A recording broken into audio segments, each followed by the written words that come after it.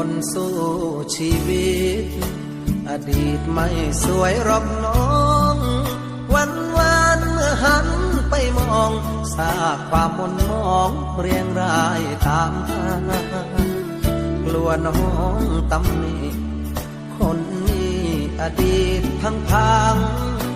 จึงขอเปิดใจให้ฟังก่อนปลูกความหวังครั้งใหม่เคยจีบใครไว้ก็กลายเป็นฝ่ายโดนทิ้งเสาะหาหนึ่งใจรักจริง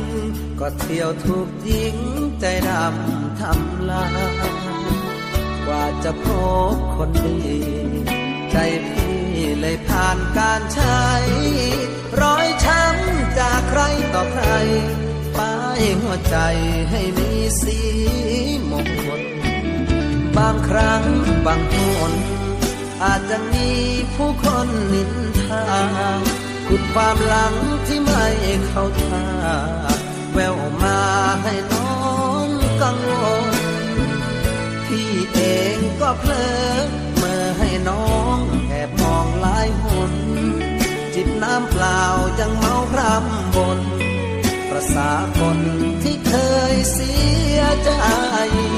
เก็บซากใจนี้รักกับคนดีเสี่ยงดวงอีกครั้งช่วยซ่อมชีวิตพังแต่งเติมความหวังจะรังเกียจมันถึงพี่ไม่อาจแก้ความหลังที่พังยับไปแต่กล้าให้ความมั่นใจพร้อมเป็นคนใหม่เมื่อใจ